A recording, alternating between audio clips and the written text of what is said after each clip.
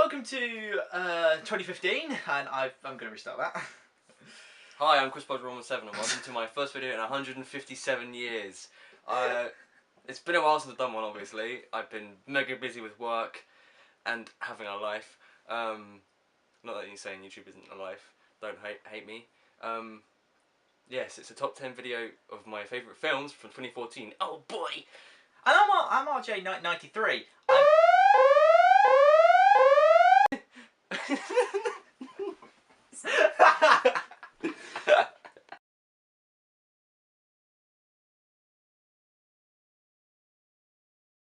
Hello, it's Chris Boulder 117 here. I am back in 2015. I know I'm a little later than normal, but hey, I've been doing stuff, okay? I don't care what you all think.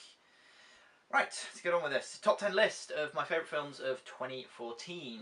They have to be released in 2014. Doesn't matter if I've watched them on DVD, in the cinema, and on Netflix. But it has to be released in 2014. And the DVD rule means it can't be a film from 2013 that's released in 2014. It has to be in 2014. So, Hobbit Extended Edition of the Desolation of Smaug is Does out. not count. Is out. Sorry. Kids.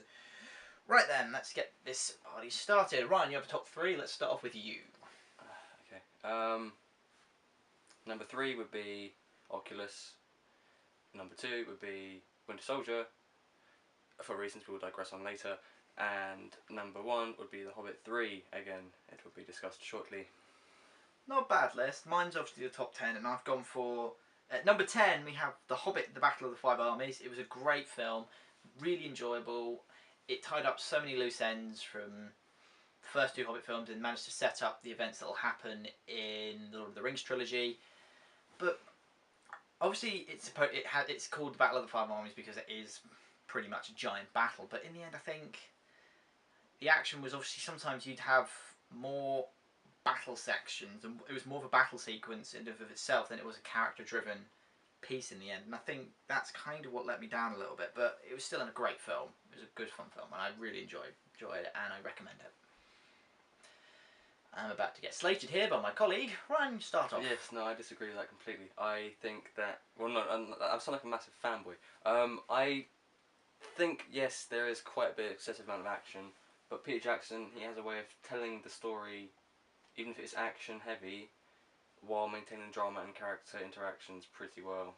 I definitely agree with that with Lord of the Rings, but I don't know, I just didn't feel like that happened in The Hobbit for me. But to be fair, my favourite part of the whole thing was the opening sequence with Smaug attacking Lake Town. That was the best part, in my opinion, of the whole film. I was very clenched. Lovely. Number 9 is How to Train Your Dragon 2. I knew there was a 2 somewhere. It was a good fun film, family film. I really enjoyed it. So many different types of dragons. It was a great sequel. It raised up the level of emotional storytelling within that film. It was really good fun. And in the end, I was invested in the bond and the relationship between Hiccup and Toothless by the end of that film. I was a lot more invested than I was in the first film.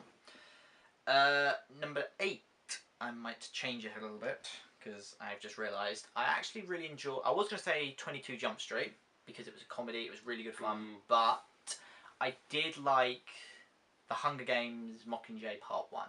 I really liked it. It was a great film.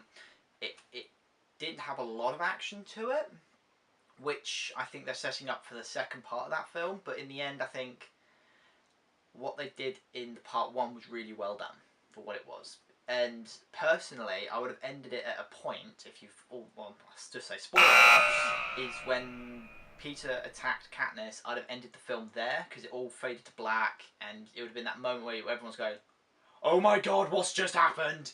I'm confused!"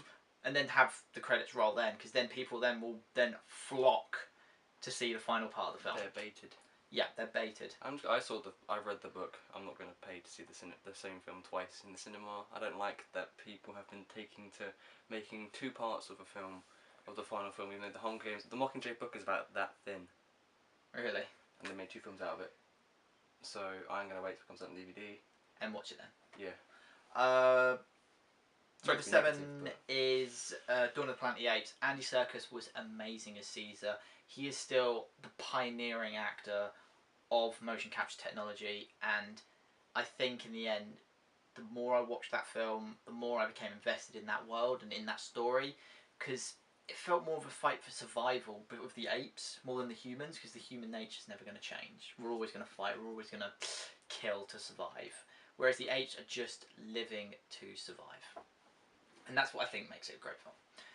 Number 6 is Edge of Tomorrow with Tom Cruise and Emily Blunt. That is a good, fun film. The amount of times Tom Cruise dies is fantastic. Some of his deaths are funny. I never saw that film. It's a good film, definitely enjoyable. Emily Blunt is just a badass. End of story. That's not even subtlety. It's a great science fiction film. It's good fun to watch. Kind of reminds me of Source Code with Jake Gyllenhaal. The Yeah, guy in the train has to defuse the bomb. Yeah, he obviously keeps dying and reliving the same hours. Is it worth watching? Is it worth getting the Blu-ray? I'll get the Blu-ray and then you can watch it then. Number 5 is X-Men Days of Future Past. Amazing, amazing film. One of my favourite X-Men films at the moment. I can't wait for Apocalypse, which comes out in 2016. And obviously Bryan Singer is back as directing, and he does such a great job of keeping the old cast in the future with the new X-Men First Class cast in the past, and they do it so well, and it's such a great film to watch, and I would recommend it for any sort of avid X-Men fan, because it tells its own story but still sets up events for the future films. And makes up for the shitstorm that was X3. Yeah, let's not go into that film. Like with Spider-Man 3. Number 4 is Interstellar. I love Christopher Nolan films. He has a great realistic approach to his films, and Interstellar is just fantastic. I really enjoyed it. The physics, the aspect of the physics behind wormholes and travelling through space really confused me. I have to admit. Doesn't take much. Doesn't take much, but it confused me. But I learned a lot more about wormhole physics in just watching that film than I did ever, essentially. Matthew McConaughey. High school. Yeah. Actually, the high school's that way. There we go. But yeah, it's a great film, good fun to watch, and it still has this emotional beat that is required for those stories, and he does it so well. He never skips on character moments, Nolan, especially in the Batman films. He never skipped on character development. Number 3 is Captain America: The Winter Soldier, another Marvel film, but I don't care. Amazing, amazing thriller film. It was a great superhero film, but it didn't feel like a superhero film. It felt like a thriller. And that's what made that film so great. And the villain was such a compelling villain. And he's my favourite Marvel villain to date at the moment. Anti-hero. He's still a villain in most of the film. Anti-hero. He was a villain for most of the film. He killed a lot of people. Okay. Yes. I did love this film a lot as well. As anyone who knows me knows. Mostly because it wasn't as massively focused on being a superhero film. It was because recently... I've only recently got into the Marvel Cinematic Universe because it was too... I was into the the dark, brooding seriousness of the Batman films, so this converted me. It was dark. It was a dark story, but God, they pulled it off in such an amazing way. Yes. Number 2 is the Lego Movie. I really enjoyed that. It was just a good, fun animation to watch. It had a funny hero. Chris Pratt played Emmett so well, and he was enjoyable. And every time you sort of see him try to do something intelligent, or his version of intelligent, everyone was just looking thinking that's really crazy, but it could work, and that's what I think made that film so well. And my final film is Guardians of the Galaxy. I know it's a Marvel film, but I thought of it as like a Star Wars type film.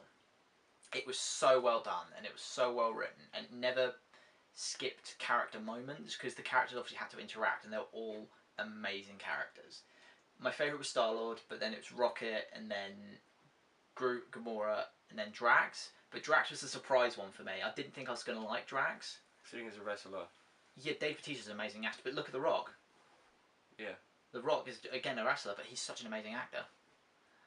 But Dave Bautista played Drax so well, because you could see the amount of rage he had and the well of sadness in his eyes.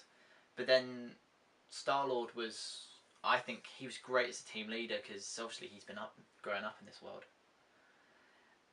But yeah, those are my top 10. He even bought the Blu-ray. I love that film so much, I'm going to watch it tonight. That's my top 10. It's a diverse list of comedy and action. Spider-Man's not on there. Spider-Man, I'm a big Spider-Man fan, but Amazing Spider-Man 2 wasn't. Coming from one of the 5 people in the world that loved The Amazing Spider-Man 1. I'm the second.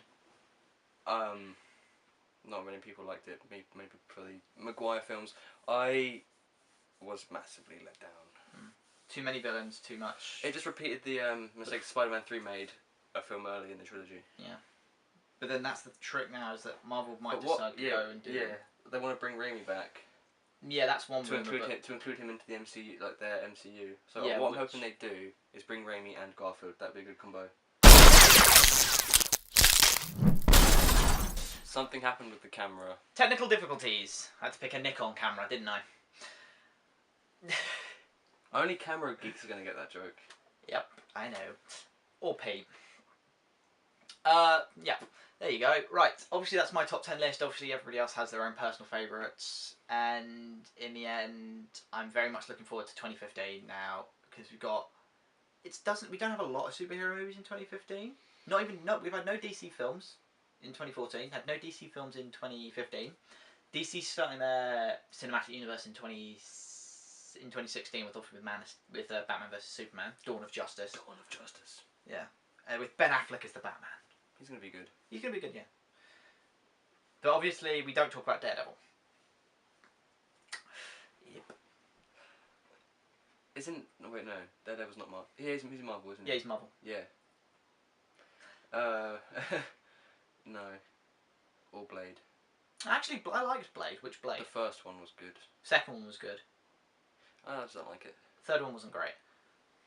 But no, obviously they're redoing Daredevil, coming out this year as a Netflix series. Howard the Duck. Let's bring that back. They did that in Guardians. Yeah, no, let's bring him back properly. Oh God, that's who's gonna kill Thanos in the Infinity War It's gonna end the War Part Infinity 2. War. It's gonna be Howard It's the Part Duck 2. How the Duck kills him. and Overlord Jeff. So I've seen the original Howard the Duck, so I know about it. Okay. But yeah. Dark Overlord Jeff. I think it was Jeff. I don't know. God. But yeah, definitely going to be a good year 2015. Hopefully we got some good films. Spectre, new Bond films coming out. I'm really looking forward to that. I'm a big Bond fan. Watched all of them. But then You too. as long as you've seen Skyfall, you're fine. You haven't seen Skyfall, have you? Casino Royale and Doctor No. To be fair, you've picked two good ones though, so you've redeemed yourself. But no, Spectre's going to be very good. First 10 minutes of GoldenEye, I watched that on New Year's Eve. Oh, GoldenEye's a good one. But yeah, definitely going to be good. Spectre it next year. You then got Avengers: Age of Ultron. James Spader looks really good as Ultron. It's coming out 2 days after my birthday. No, it's before. May 6th. No, before. Is it? Yeah, in the US, the US get it on May 6th. We get it before because we live in the greatest countries on the planet. Don't say that. We don't. Don't be a patriot. I'm patriotic occasionally, but yeah, you get my point. So yeah, we are getting it a few days early, April 28th. Same with Ant-Man. We're gonna get it in June and not July. So Very it's nice. all good. Sayonara 2014. Sayonara 2014. You brought us glitchy games, great films, and equally decent TV. Hopefully, gaming in 2015 will be better. Hopefully Ubisoft will pull their finger out of their Collective asses. withered arsehole. Don't you mean Assassin's Creed, a withered arsehole? Just Ubisoft in general. Ooh.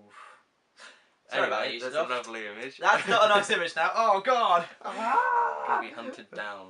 Ubisoft will now kill us and force me to delete that part at the end. But you'll be dead. Anyway. They will hunt me down to do it first and then kill me. Hope you enjoy whatever you're doing and peace out. He's died. Medic!